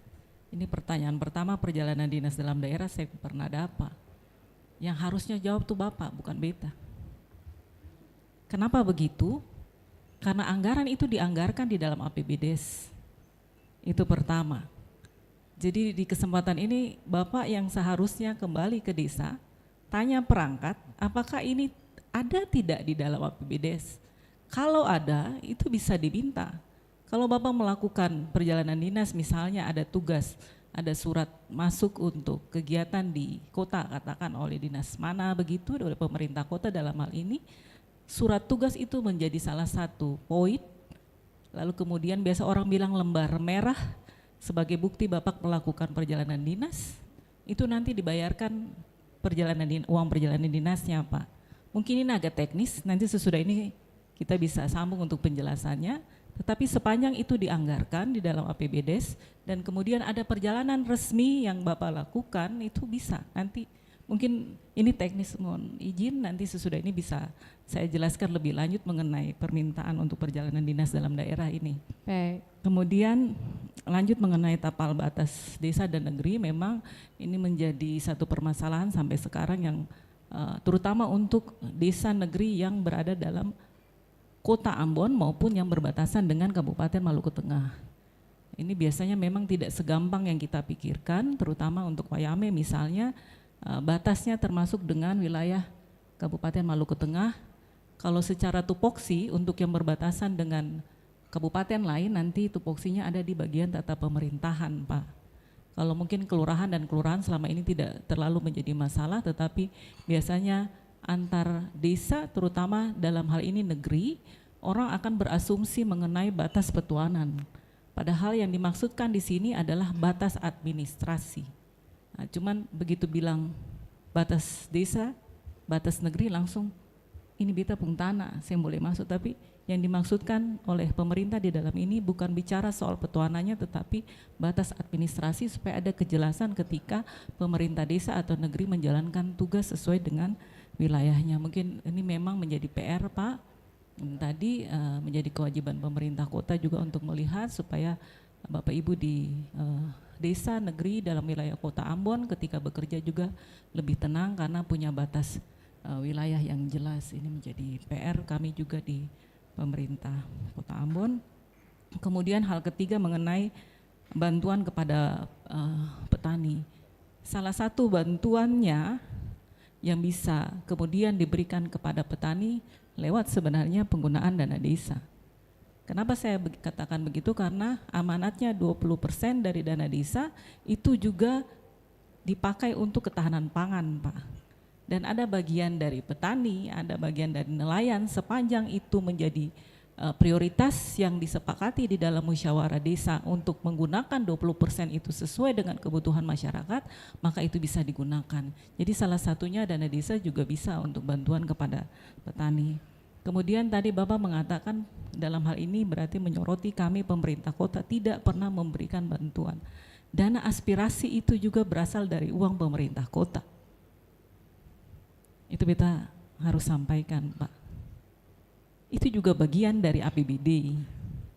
Itu juga bagian dari pemerintah kota, walaupun dalam tanda kutip tadi disampaikan itu aspirasi, dana aspirasi. Tapi itu juga bantuan pemerintah. Mungkin jangan kita salah persepsi Pak. Jadi mungkin nanti ada pembicaraan-pembicaraan lanjut supaya kita punya persepsi yang sama. Memang disadari kami tidak menutup diri bahwa kami juga dari pemerintah kota punya keterbatasan soal pendanaan, soal keuangan. Oleh karena itu kami juga akan dalam hal ini dinas teknis. Karena bicara soal pertanian maka itu ada di dinas terkait, tetapi bukan berarti pemerintah kota menutup mata dari Bapak Ibu dengan segala keterbatasan. Saya yakin bahwa semua SKPD di kota juga berusaha untuk bisa memenuhi kebutuhan masyarakat, dalam hal ini kebutuhan masyarakat di desa, negeri, dan kelurahan dalam wilayah kota Ambon. Mungkin itu yang bisa saya sampaikan. Baik, cukup mengcover apa yang tadi sudah disampaikan ya. Nanti kita akan balik lagi terkait dengan prioritas penggunaan dana desa 2023. Namun sebelumnya mungkin ada tanggapan dari poin terakhir Pak. Pak siapa tadi? Samsudin. Pak Samsudin, jadi kembali saya ingatkan agar kalau ingin penyuluhan, ingin didampingi kembali menyampaikan permohonan ke Kejaksaan Negeri Kota Ambon. Suratnya nanti tembusan ke Kejaksaan Tinggi Maluku. Ya, jadi itu surat mekanisme surat-suratnya begitu. Jadi Bapak membuat surat kepada yang terhormat Kepala Kejaksaan Negeri Kota Ambon, tembusannya nanti suratnya itu Kepala Kejaksaan Tinggi Maluku. Ya, jadi supaya kami juga bisa memonitor apa yang Bapak sampaikan, kita juga bisa mengingatkan. Kenapa kita pertanyakan bagaimana hasil pelaksanaan suratnya itu. Ya. Jadi kalau minta penyuluhan, Bapak juga melalui surat itu. Terima kasih. Baik. Ya, kami rasa untuk refleksi di tahun 2022 ya penggunaan dana desanya ini sudah bisa menjadi cermin yang besar buat semua pihak ya untuk bagaimana menggunakan dana desa yang sudah cair untuk implementasi semua program yang sudah dicanangkan oleh Bapak-Bapak Raja dan juga Bapak-Bapak Kepala Desa di desa masing-masing ya. Ada sejumlah prioritas implementasi dana desa 2023. Mungkin bisa dijelaskan oleh Ibu Megi terkait dengan prioritas. Ya, jelas untuk prioritas penggunaan desa pasti acuannya adalah Permen Desa. Jadi setiap tahunnya ketika dana desa tahun berikutnya akan kembali digulirkan, maka ada peraturan Menteri Desa yang akan dikeluarkan sebagai acuan semua desa di Indonesia untuk menganggarkan lewat dana desa yang nantinya akan diberikan. Nah untuk tahun 2023 sendiri Permendes 8, nomor 8 tahun 2022 menjadi acuan untuk semua desa dan paling tidak sesuai dengan amanat Permendes ini ada 3 hal besar. Ya. Kemudian yang pertama itu adalah pemulihan ekonomi nasional, kemudian program prioritas nasional, mitigasi dan penanganan bencana alam dan non alam, tetapi catatannya tentu saja sesuai dengan kewenangan desa. Jadi 4 kewenangan desa kita sudah tahu bersama Bapak Ibu, dan mungkin kalau saya mau jelaskan satu-satu berarti nanti sosialisasi penggunaan dana desa yang sudah ditetapkan di APBD sebenarnya. Tetapi itu 3 poin besar bagaimana kemudian peningkatan ekonomi lewat pemulihan ekonomi nasional itu menjadi penting. Kita sudah pasca pandemi walaupun kemudian memang masih ada, tapi sekarang kita bagaimana meningkatkan ekonomi masyarakat lewat potensi-potensi desa, mengembangkan produk unggulan desa, bagaimana pengembangan BUMDes di desa. Kalau ada di desa punya potensi wisata maka itu dikembangkan, perikanan dan sebagainya. Intinya peruntukannya sudah ditetapkan. Misalnya untuk BLT minimal 10%, maksimal 25%, 20% ketahanan pangan. Kemudian tahun ini juga diberikan kesempatan 3% maksimal dari dana desa untuk operasional pemerintah desa yang sebelumnya tahun-tahun kemarin belum pernah ada, tetapi diberikan kesempatan untuk 3% itu juga bisa digunakan untuk operasional pemerintah desa, ketahanan pangan 20% dan sisanya itu sesuai dengan peruntukan, sesuai dengan prioritas yang diamanatkan sesuai dengan Permendes. Baik, jadi prioritas penggunaan dana desa 2023 itu sudah tertuang ya dalam peraturan Kementerian Desa dan Daerah Tertinggal dan ya mohon maaf, dan Transmigrasi Republik Indonesia yang ada dalam nomor 8 tahun 2022 seperti yang sudah dijelaskan oleh Ibu Megi tadi. Salah satunya di dalamnya itu termasuk pemberdayaan masyarakat ya Ibu ya, untuk pemulihan ekonomi. Mungkin tadi Pak Samsudin bisa memberdayakan masyarakat petaninya untuk ditingkatkan lagi kemampuan bertaninya misalnya, ataupun mungkin untuk alat-alat pertanian bisa digunakan ya dengan menggunakan dana desa itu. Jadi semuanya sudah sesuai peruntukan seperti itu. Begitu halnya dengan potensi-potensi yang ada di desa masing-masing yang Bapak Ibu pimpin, ini bisa dikenali lagi apa-apa yang perlu dikembangkan dan masyarakatnya jangan lupa untuk diberdayakan karena itu menjadi kekuatan dan sasaran daripada penggunaan dana desa tadi. Baik, kita punya video ya yang akan kita simak sama-sama. Ini tanggapan dari Wamen terkait dengan diskusi kita pada hari ini. Teman-teman tolong, bukan ya, apa itu? Oh, video dari Kejaksaan, oke, begitu ya. Baik, kita akan simak salah satu video ini terkait dengan prioritas penggunaan dana desa 2023 yang akan disimak Tribuners juga yang sudah mengirimkan pertanyaan di kolom komentar, Bapak Ibu, kita tidak sempat untuk bisa menjawab satu persatu lagi, namun semoga dengan apa yang telah dijelaskan oleh narasumber, kemudian persoalan yang dihadapi oleh Bapak Ibu Raja dan juga Kepala Desa yang ada di lingkup Kota Ambon ini bisa menjadi pencerahan begitu untuk semua pihak, terutama untuk pemerintah desa yang ada di 11 kabupaten kota di Provinsi Maluku, menjadi pembelajaran agar bagaimana bisa terhindar dari penyelewengan atau penyalahgunaan dana desa sesuai peruntukannya nanti di 2023 ya. Oke, silakan teman-teman untuk ditampilkan videonya. Masih belum? Masih belum. Oke, Bapak Ibu, terima kasih. Semoga apa yang tadi sudah disampaikan itu bisa mewakili ya keresahan, apa-apa yang perlu diketahui, terutama hal baru banyak yang kita dapatkan dari kedua narasumber yang ada di sini. Tribuners juga yang sudah memantau kami kurang lebih 1 jam ya, hampir 2 jam kali ya di layar monitornya. Semoga tidak bosan-bosan dengan tema-tema yang selalu kita angkat di program-program digital activity tribunambon.com.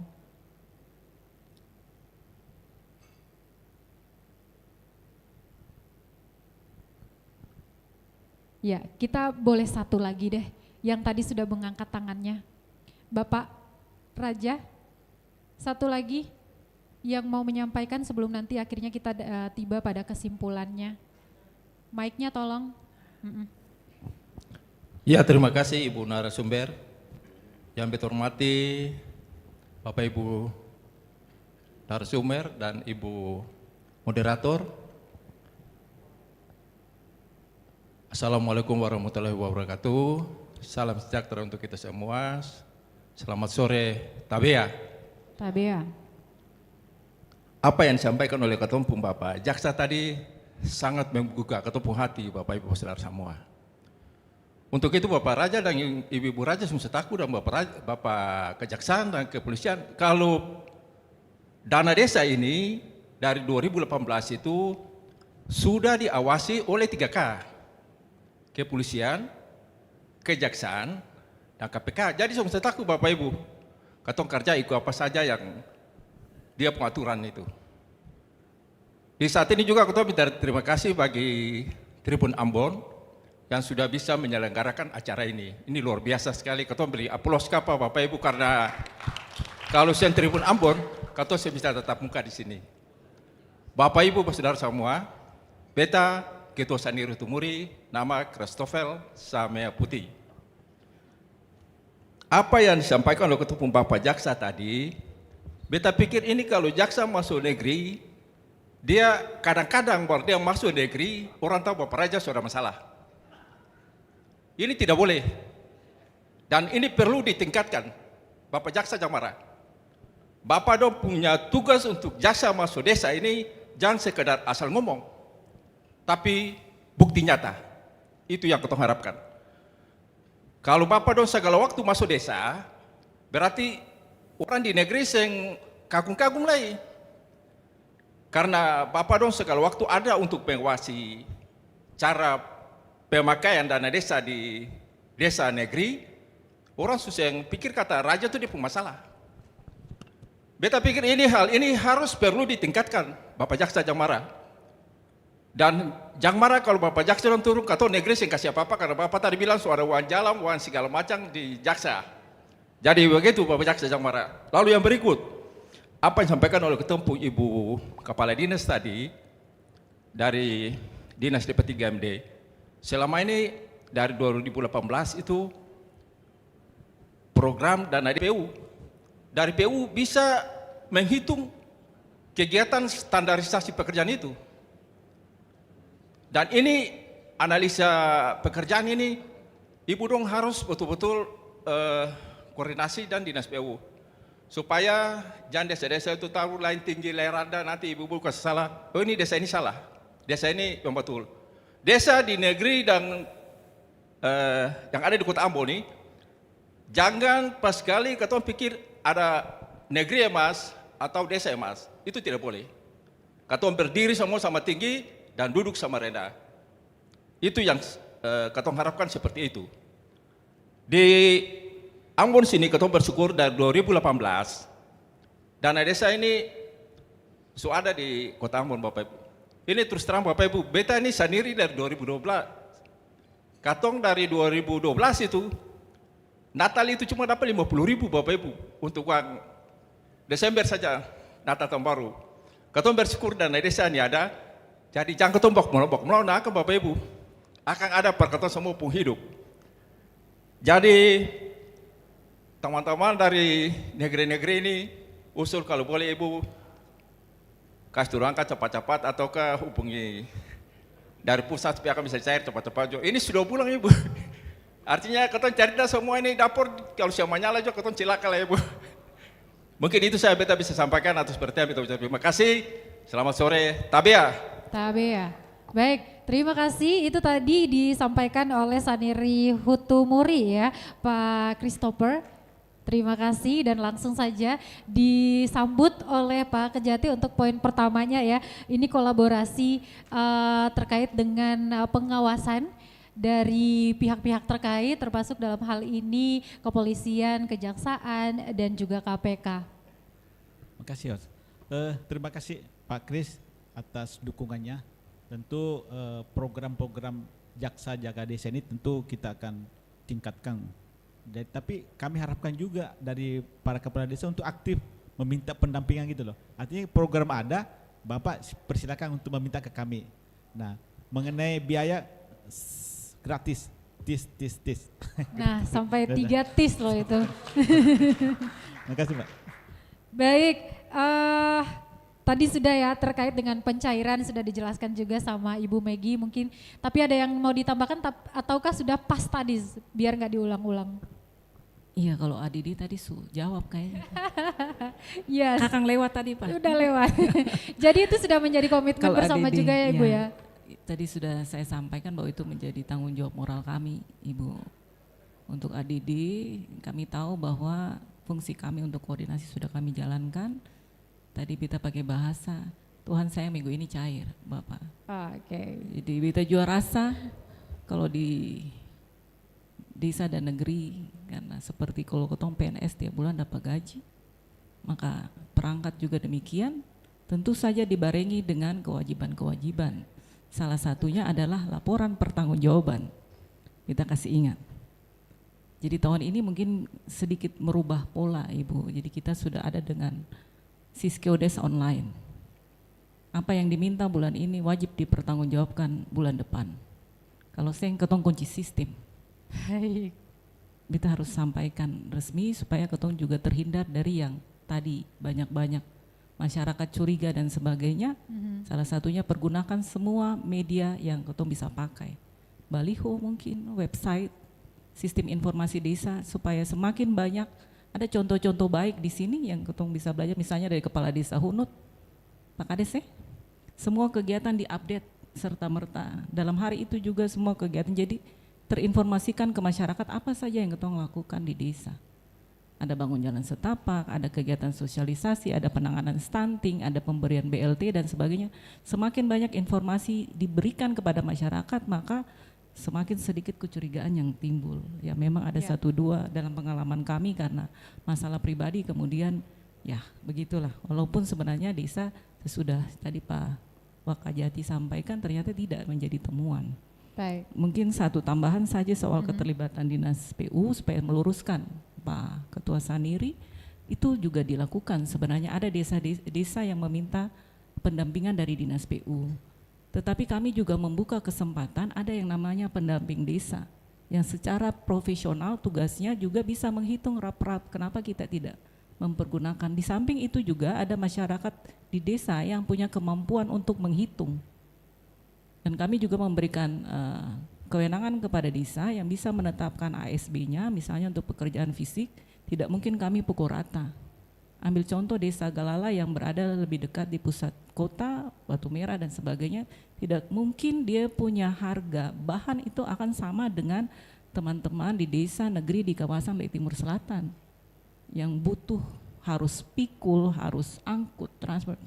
Makanya biasanya harus dilakukan survei di toko dulu sesuai dengan ketentuan, itu sudah kami sampaikan, mungkin sekitar 3 toko, kemudian ya itu teknis, saya tidak menyampaikan terlalu teknis, tapi itu sudah dilakukan sesuai dengan ketentuan. Dan ketentuan itu bukan hanya kami bicara lisan, tapi juga sudah diatur dengan ketentuannya, apakah itu perwali dan aturan-aturan. Jadi siapapun yang mau kerja untuk bangun desa, mari ketong bangun sama-sama. Begitu, terima kasih. Baik, selanjutnya kita akan sama-sama saksikan video berikut ini.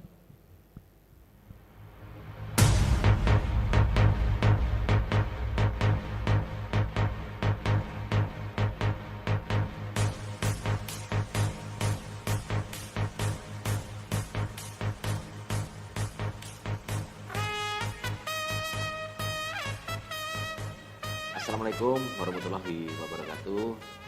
Saya Ardian Junaidi selaku Kasih Intelijen Kejaksaan Negeri Pamekasan ingin memperkenalkan program kami. Apa itu program kami? Adalah Jaksa Jaga Desa.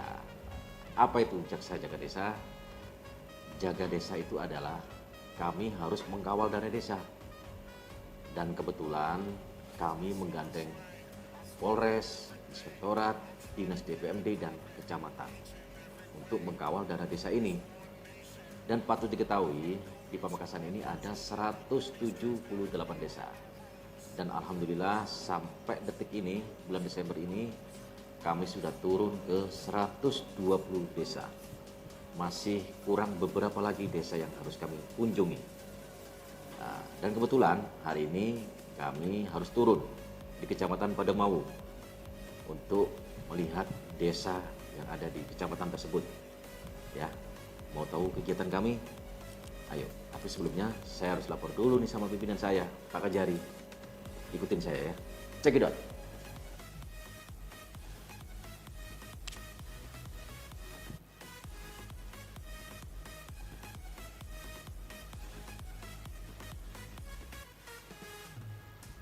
Ada kiat jaksa turun ke desa, Bapak.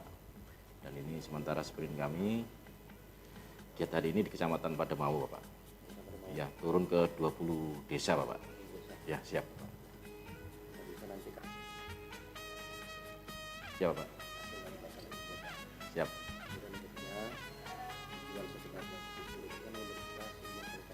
Siap, Bapak. Siap. Siap. Siap, Bapak. Mohon doanya lancar, Bapak. Siap. Siap, Bapak. Siap, Bapak. Siap, Bapak.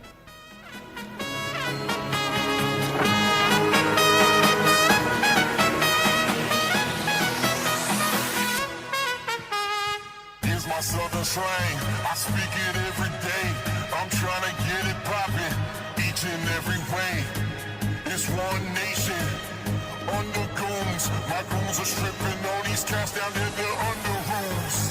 Rules, rules, rules, rules, rules, rules,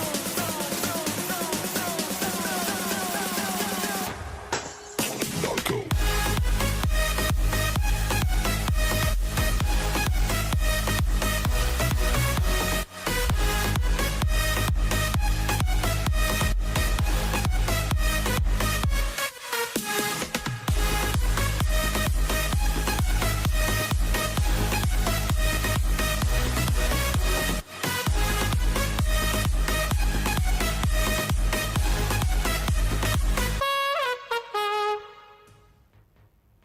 Baik, tadi sudah kita sama-sama saksikan ya.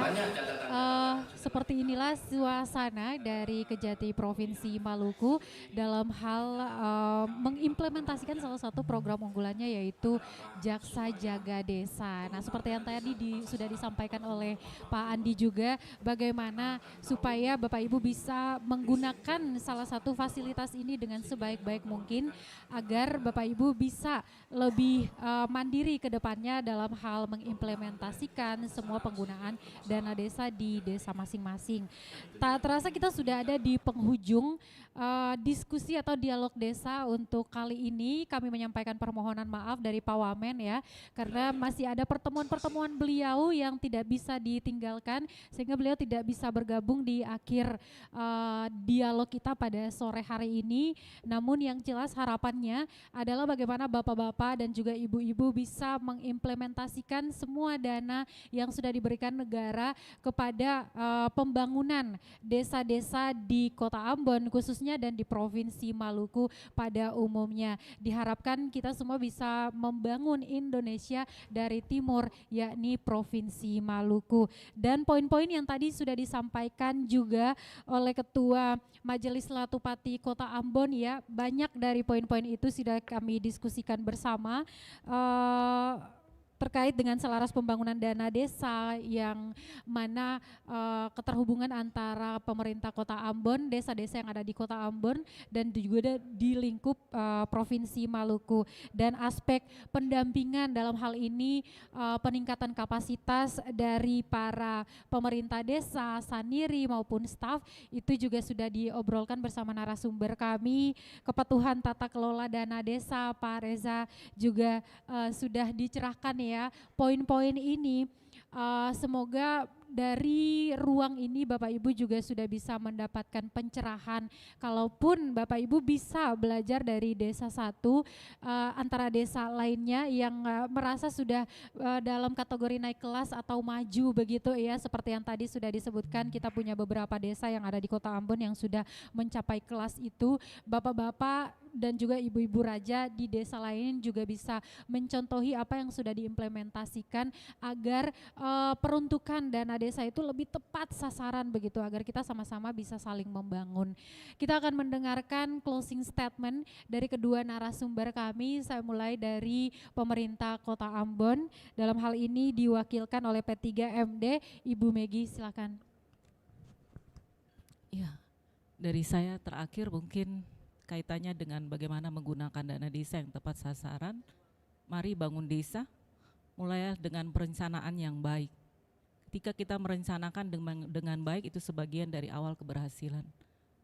Pengelolaan keuangan desa, baik itu perencanaan, pendaya gunaannya sendiri, sampai kepada pertanggungjawabannya pada akhirnya kepada masyarakat.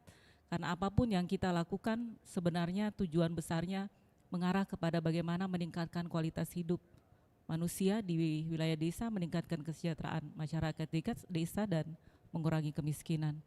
Bangun desa, Indonesia maju. Terima kasih. Baik, tepuk tangan dulu untuk narasumber kami, Ibu Megi. Selanjutnya silakan Pak Andi. Makasih Os. Saya mengajak kepada para kepala desa, raja-raja negeri untuk menggunakan program Jaksa Jaga Desa. Hal ini untuk membantu aparat desa untuk tidak melakukan penyimpangan dan berani dan tidak takut melaksanakan program dana desa karena ada pendampingan. Kasih.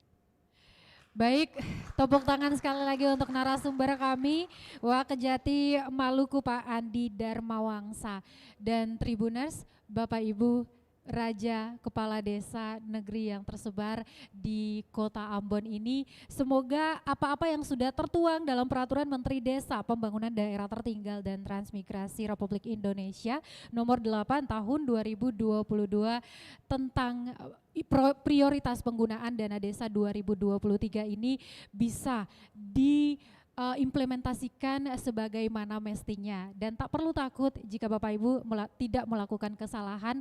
Pendampingan yang sudah ditawarkan oleh Kejati Maluku dimanfaatkan dengan sebaik-baiknya. Begitu pula dana yang sudah dikucurkan pemerintah melalui dana desa, bisa pemimpin-pemimpin kita yang ada di sini bisa lebih amanah ya.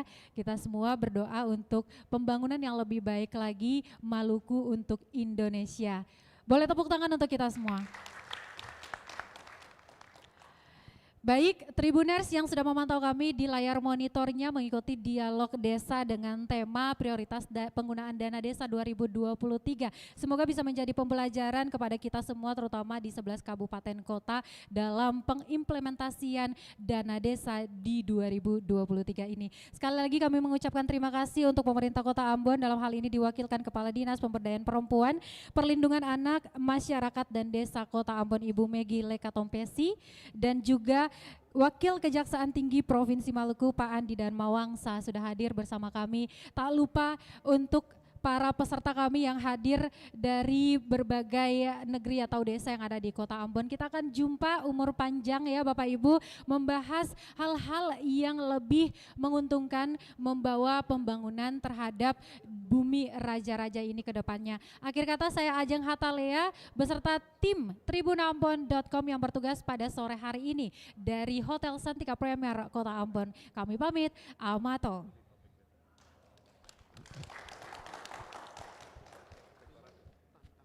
Terima kasih sudah nonton. Jangan lupa like, subscribe, dan share ya.